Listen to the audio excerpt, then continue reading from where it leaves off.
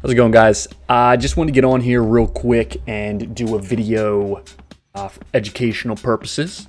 I wanted to show you guys what I look for when I say to try and spot the edge, right? How to spot an edge. So just wanted this here for reference, so you can always go to it if you ever need kind of to refresh yourself on how to do this stuff, right? This is kind of swing trading in a nutshell. So a way that I like to compare this is to a sandwich. So when I say a trade is like a sandwich, what I'm saying is that like a sandwich needs multiple ingredients like bread and meat, cheese, condiments, whatever else you like. A trade, in order to take it, needs multiple variables, multiple ingredients to make it a better trade, better probability of performing well, right? Just like a sandwich would taste better with, more ingredients lined up. If it's just bread and turkey, it's just really not that good. You're not going to want to eat a sandwich like that. Likewise, if a trade is just divergence, let's say, it's not really a good trade. It's not really a one that increases your odds, right, of success. So I'm going to dive into this thing here. I pulled up VeChain just because it gives a good example here of multiple variables lining up that can guide you and indicate when a good time to get in on an asset is. So we're looking at the daily here, and the first thing you would need for a sandwich is what? The bread, right? Let's go ahead and look for some bread. Now, what I would say the bread is lines of historical resistance and support. All right, so we're going to say historical resistance and support. Okay. Now, the way to find that is you're going to want to look for peaks and valleys, right? Discernible ones that stand out, ones that are kind of obvious. They're going to be the ones that are strongest. So if we go ahead and look here at the daily, you always want to go left to right. We'll start off here, right? This is the first kind of movement that I see that sticks out to me. So I'm going to go ahead and I plot it right here. This line is going to go right down here because you can see it acting once, twice, being touched as resistance at that time, right? Selling off before swinging up and making a major move to the upside, right? Now I would also put one here at the all-time high of this asset. That was on, April 17th, sold off. Down here at this valley that was formed, I would put another one. And then up top over here, May 7th, made another peak before selling off into the range that we're looking for some value in this thing, all right? So we have our bread laid down, right? We have our historical resistance and support lines. So what's the next thing we want to put on this? All right, why don't we make it a turkey sandwich, all right? So let's go ahead, we're going to look for some turkey. All right, gobble, gobble. So what could the turkey be? Well, one of the most important things when I'm looking at an asset is going to be divergence, right? Which is basically just when the oscillators, in this case the MACD and the relative strength index, the RSI, are moving in a different direction from where price is moving, right? They're diverging. And what that tells you is that when an asset is selling off, for example, when you have less momentum in favor of the sellers, right? That negative momentum, when you start seeing that weaken, wane, lower levels, that means that seller exhaustion is occurring. There are not as many sellers selling the asset this time as there were back then. And usually after sellers get exhausted, you can see the buyers come in and notice that, push the asset back up. I'm not going to dive into what everything here means just for the sake of time, but that's just a quick little thing on what divergence kind of is. So the turkey is going to be divergence. Let's take a look, see if we have any divergence here. As you can see on the daily, with price selling off here, right, all the way down, what do you have? Well, on this first major sell-off, you had a lot of negative momentum. You see all this? Now it rose back up, right, as things normally do. The next time it sells off, look at what you got. much lower levels of negative momentum. In this case, you would call it a higher low on the MACD. So right there, you've got Class A bullish divergence from this low to this low. Okay, sellers are getting tired. Now, goes back up, continues to sell off a little bit. Now you're getting towards your bread. You're getting towards the base of this historical, what was once resistance, you would expect to now act as support on the way down. Okay, so now you've tested it. You touched it on June 22nd. You've sprung up. Now you're coming back down to test it again. And this time you have much less negative momentum than you even had before there. So at this point, you have double Class A bullish divergence on the MACD. Okay, which tells you the sellers are getting exhausted at a point of support. All right, so you've got your turkey now. It's there. It's pretty played out. You definitely have it. So what do we want to look for next? I would say let's put some cheese on this. Bleh. Cheese, what could the cheese be? Let's say the cheese is a structure. And let me go ahead. This is double Class A bullish divergence. All right, so what would the cheese be? Let's say the cheese is a structure. Okay, so I've already put it down here, but what you would have seen happening with this asset is you would have seen this falling wedge start to develop, okay, which is a bullish structure.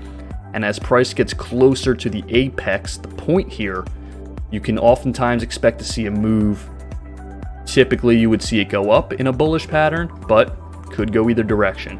What makes this stronger is the fact that the apex is close, right near this historical support, okay? And you have Class A bullish divergence leading into it. So that would indicate that the bullish structure would play out to the upside, right? The probability is better. That's what we want to do here. We want to play in probabilities. All right, so now you have your cheese. So what's the cheese? The cheese is a bullish structure. Oh boy. Bullish structure. And in this case, it's a falling wedge, okay? Now, what else do we want to put on this thing? Let's put some bacon on it. All right. Now, what could the bacon be? The bacon could be a harmonic. Okay. Do we have a harmonic going on here? Are we near the pattern completion zone of a bullish harmonic? Well, turns out we are.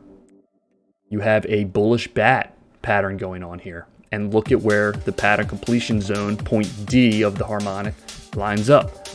Right near the apex of the falling wedge, right at historical resistance from back here, with double Class A bullish divergence going on. We have our bacon. Okay, everything is starting to line up nicely. All right, so we'll put for the bacon here, the PCZ of a bullish bat harmonic. All right, what else do we want to do here? Let's put some condiments on. All right, let's put some mayonnaise. Sure this thing up. So we'll say some mayo.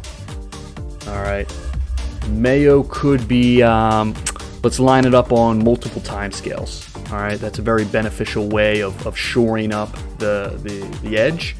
If you can match divergence on the daily and the 4 hour, let's say, that makes it even stronger. So let's go ahead, move over to the 4 hour here. As you'll see, everything still lines up pretty well. It's just you can see more candles, right? Each candle per period. So let's take a look at the oscillators for the 4 hour. So do we have bullish divergence on the 4 hour as well? Well, turns out we do, right? July 9th, going down as it's selling off. You can see the negative momentum is waning. Look at this white line trending downwards, right? Higher lows on the MACD. And at this point, you also have it on the RSI. So now you can add Class A bullish divergence on the 4 hour RSI to the mix, right? Okay, so now multiple time scales lining up. Looking even better. Now we have some mayo on there, okay? All at the apex of the structure, at historical support, at the pattern completion zone of a bullish bat with all the divergence going on. Yummy. All right, this thing is looking fan-freaking-tastic. So let's put a toothpick in this thing, okay? Let's put in the finishing touch to keep it all together.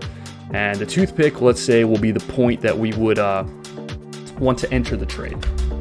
So I'm going to move back to the daily here just to show you a pretty obvious area here of how to know to take this trade, right? With everything else lining up perfectly, you now have, on this day, July 21st, a bullish engulfing candle. Okay? And if you need a signal to get in on the asset, that's going to be it right there. That bullish engulfing candle at the support, right, at the with this bullish structure at the pattern completion zone of the harmonic with all the diver. Okay, you see what I'm saying here? All of that stuff lining up. That bullish engulfing candle would have been is a very strong reversal candle pattern. That would have been your signal to get in on this asset, right? So let's go ahead. What did we say the mail was? Multiple time scales, 4-hour RSI, Class A, bullish divergence. Again, tune into the live stream to go into depth about what all this stuff means, right? What is divergence, all that kind of stuff. For the sake of time, not going to go on it here. But what was the last thing we had there? We had the candlestick. So what, the toothpick? So that was the bullish engulfing candle. All right, at the point of all of that other stuff. Okay, so that is our sandwich right over here. All right, you've got all of this stuff lining up. At this point, your probability of success is so much higher than if you just had bullish divergence, let's say, right? This is what you want to look for. You want to look for multiple things to line up. That'll give you the best chances. All right, don't marry an asset. There's thousands of assets out there to choose from. You don't have to stick to one that doesn't have multiple things going on. All right, increase your probabilities. And this thing is a racket, so you just gotta up your chances. Okay, so that's pretty much it. That's really everything that I look for when it comes to finding the edge. This would all be enough for me to take the trade. And at this point, I would have taken it right at the top of this bullish engulfing candle. And from there, you can see you had some resistance going on up here. That would have been an area to watch. But you would have had about 110% over the next 24, 25 days. Okay. Now that's crypto. Crypto gets kind of nutty and you can do that kind of stuff. But it all follows the same thing. Doesn't matter if it's crypto, stocks, gold, oil, cows, chickens, whatever has a chart, you can apply this stuff to, okay? But that's pretty much it. So, go ahead. It's OBTA. I've got my live stream. I've got my Instagram, my Twitter down here. If this video was helpful to you, give it a like, give me a sub, help me out. But other than that, I will see you guys in the live stream. And good luck.